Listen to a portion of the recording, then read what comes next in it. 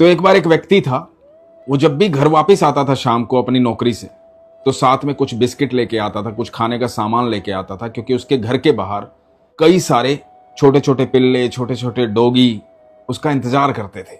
एक दिन हुआ यूं कि उसके ऑफिस में जहां वो काम करता था, थोड़ा उसका झगड़ा हो गया।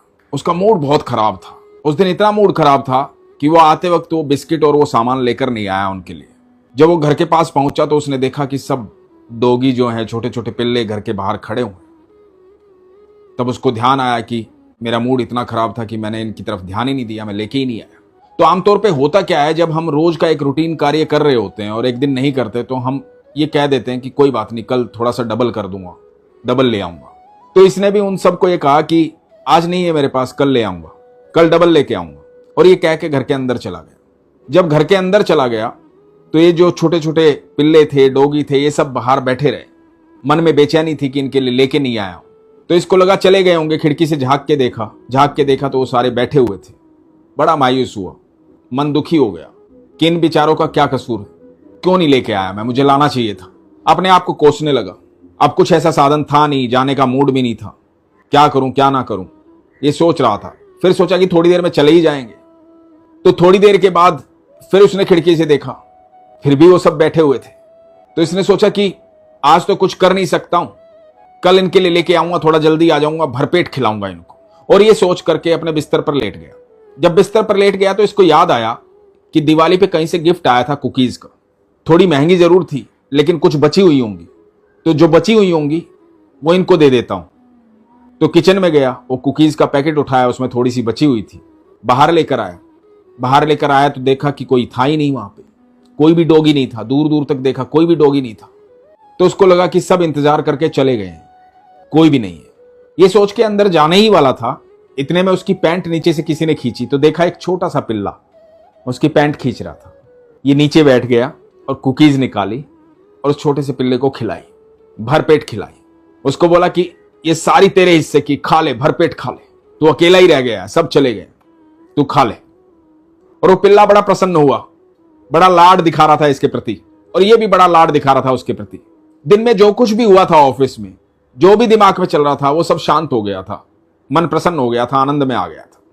और अब ये पिल्ला खा पी करके, लाड करके चला गया। दोस्तों, अक्सर हमारे साथ ऐसा ही होता है। हम भगवान को जानते हैं, पहचानते हैं, उसके सामने अपनी इच्छा रखते हैं, उससे मांगते हैं, लेकिन दृढ़ विश्वास के साथ डटे नहीं रहते हैं। हम जल्दी हार मानकर चले जाते हैं।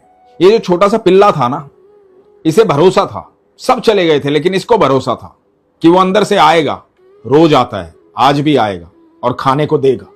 इस भरोसे की वजह से वो वहां टिका रहा। और भरोसे ने क्या किया? भरोसे ने यह किया कि उसको थोड़ा नहीं मिला, उम्मीद से कहीं ज्यादा मिला, भरपेट मिला। और उसको उस व्यक्ति ने समय भी दिया। जब आपका भरोसा पूर्ण होता है ना, तो आपको अपनी कल्पना से अधिक मिलता है, और भगवान का सानिध्य भी मिलता है, भगवान का प्यार भी मिलता है, उसका लाड भी मिलता है। यदि सच में आप भगवान के सानिध्य में रहते हैं, भगवान पर विश्वास करते हैं, तो एक बार जब मंदिर जाते हैं और भगवान से कह दिया ना कि प्रभु ये समस्या है, इस समस्या से बाहर निकालो, उसके बाद शंका नहीं करनी चाहिए। उसके बाद डट कर विश्वास करना चाहिए कि जरूर प्रभु ने मेरी बात सुनी है और मेरी इच्छा पूरी होगी। फिर दिमाग में यह नहीं आना चाहिए कि मैंने इतनी बार पूजा की, इतनी बार बोला, ऐसे कहा, वैसे कहा।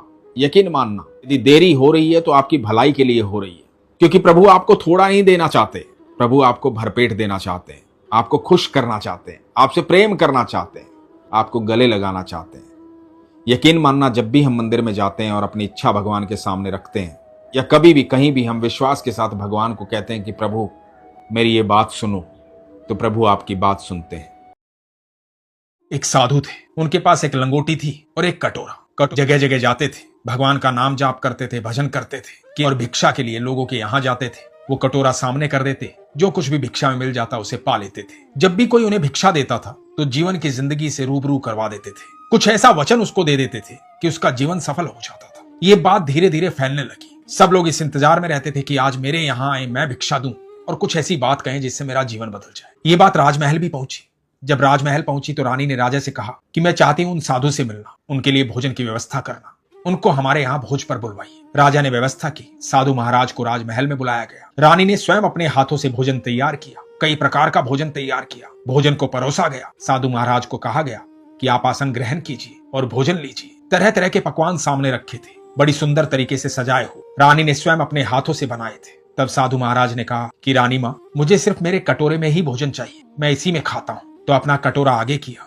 रानी ने कटोरे में भोजन परोसा और साधु महाराज ने बड़े चाव से भोजन खाया। चेहरे पर मुस्कुराहट थी, अद्भुत तेज था, शांति थी, सुकून था। रानी साधु महाराज को देख करके बड़ी प्रभावित थी। मन में कोई प्रश्न ही नहीं आ रहा था। इतनी शांति को, इतनी सौम्यता को एक साथ देखा था। साधु महाराज के चेहरे पर तेज देख करके सारे प्रश्न खत्म हो गए थे। रानी ने साधु महाराज को कहा कि महाराज, आपसे एक चीज चाहिए मुझे। साधु महाराज ने कहा कि हाँ बताओ रानी माँ। रानी ने कहा कि मुझे आपका एक कटोरा चाहिए, मैं आपकी निशानी के तौर पर अपने साथ रखना चाहती हूँ, बदले में मैं आपको दूसरा कटोरा दे दूंगी। साधु महाराज मुस्कुराए, उन्होंने कहा कि ठीक है। रानी ने एक सोने का कटोरा मंगवाया और साधु महाराज को दे दिया। साधु महाराज ने सहर्ष सोने का कटोरा स्वीकार कर लिया और वहां से विदा ली। जब साधु महाराज वहां से विदा लेने लगे तो महल के सैनिक आपस में बात करने लगे कि कैसा साधु है, भोजन तो चाहिए था अपने कटोरे में, लेकिन जब सोने का कटोरा मिलने लगा तब मना नहीं किया गया, चुपचाप सोने का कटोरा ले लिया। किस प्रकार का साधु है। और साधु महाराज महल से चुपचाप चले गए। अब सोने के कटोरे में भिक्षा मांगने लगे। लोग तो उनसे परिचित थे,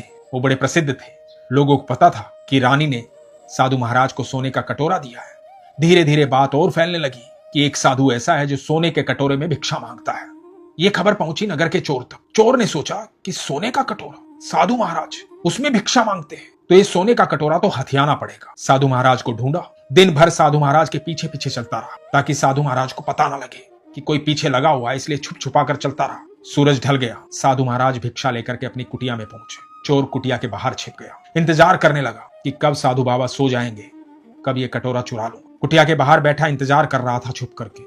इधर अंदर साधु महाराज भिक्षा में जो भोजन लाए थे अपने कटोरे में वो भोजन पा रहे थे। भोजन पाने के बाद उन्होंने उस सोने के कटोरे को कुटिया से बाहर फेंक दिया। कटोरा आकर के गिरा चोर के पैरों में। चोर बड़ा हैरान हुआ। चोर ने सोचा कि सोने का कटोरा साधु बाबा ने बाहर फेंक दिया, इसका मतलब सोने का कटोरा इनके लिए कोई मायने नहीं रखता। इनके पास कुछ और ऐसा है जो इससे भी महंगा है, इससे भी बेशकीमती है। ऐसा क्या है, ये तो जानना पड़ेगा। बिना सोचे समझे चोर ने सोने का कटोरा वहीं पे फेंका और कुटिया के अंदर चला गया। कुटिया के अंदर गया तो साधु महाराज ने देखा।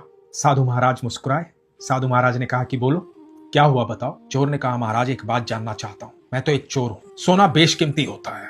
सुबह से आपके पीछे लगा हुआ था कि आपका सोने का कटोरा चुराना है, लेकिन आपने तो सोने का कटोरा बड़े साधारण तरीके से बाहर फेंक दिया। आपने सोने का कटोरा बाहर क्यों फेंक दिया। साधु महाराज मुस्कुराए। साधु महाराज ने कहा कि यदि मैं उसे बाहर नहीं फेंकता तो तुम भीतर नहीं आते। चोर की कुछ समझ में नहीं आया। साधु महाराज ने कहा कि मुझे पता था तुम बाहर उसका इंतजार कर रहे हैं, और यदि मैं उसे बाहर नहीं फेंकता तो जब तक तुम चोरी ना कर लेते तुम्हें नींद ना आती, तुम्हें चैन ना आता, तुम खुश ना होते, प्रसन्न ना हो। और ये बात मैं बर्दाश्त नहीं कर पाता कि किसी को नींद नहीं आ रही है, कोई इतना बेचैन है, कोई इतना परेशान है, तो उसकी वजह से मैं भी परेशान हो जाता। तो मैंने इस सोने का कटोरा बाहर फेंक दिया, क्योंकि दुनिया में कोई भी ऐसी चीज नहीं जो मेरे सुख से, मेरे सुकून से बड़ी हो, मेरी शांति से बड़ी हो। ये मुझे अशांत कर देता, इसलिए मैंने बाहर फेंक दिया। तो सोना इतना कीमती नहीं है, कटोरा इतना कीमती नहीं है कि मेरी नींद चुरा ले, मुझे सुख से ना रहने दे, इसलिए मैंने बाहर फेंक दिया। चोर ने जब ये बात सुनी तो चोर की समझ में आया कि साधु महाराज सही कह रहे हैं। मैं तो रोज चोरी करता हूँ, फिर अगले दिन की चिंता करता हूँ, फिर चोरी कर लाता हूँ, महंगी महंगी चीजें चोरी करता हूँ,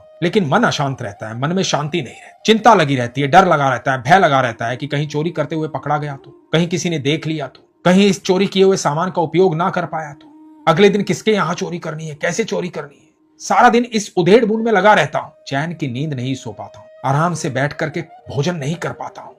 जीवन में सुख नहीं है, शांति नहीं है, सिर्फ दुख है, चिंता है। दोस्तों, हमारे जीवन में भी बहुत सारी ऐसी बातें हैं जो हमें सुख से सोने नहीं देती, आराम से रहने नहीं देती, भोजन नहीं करने देती। हम सारा जीवन भागते हैं अच्छा धन कमाने के लिए, अमीर होने के लिए, सुख पाने के लिए, शांति पाने के लिए, लेकिन आप यकीन मान जीवन भर सिर्फ उसके लिए भागते हैं, वो मिलता नहीं है, क्योंकि हम लगातार उसके लिए भागते हैं। हम मन के भीतर नहीं झांकते हैं, दिल के भीतर नहीं झांकते हैं। हम चीजों को अपने सुख से बड़ा मान लेते हैं। हम सोचते हैं कि ये चीज हमें सुख देगी, ये चीज हमें सुख देगी, लेकिन वास्तविक सुख क्या है? मन की शांति। दुनिया की कोई चीज आपको आपके अलावा सुख नहीं दे सकती। आप ही स्वयं को सुख दे सकते हैं, आप ही अपने मन को शांत रख सकते हैं। आप सोच के देखिए कि जीवन भर आप भागते हो नौकरी करने के लिए, धन कमाने के लिए, पर्याप्त जो होता है उस पर हमेशा शंका रहती है, और प्राप्त करना चाहते हो, जबकि प्राप्त ही पर्याप्त है, लेकिन और चाहिए और चाहिए। उस पर्याप्त की तरफ कभी नजर नहीं जाती।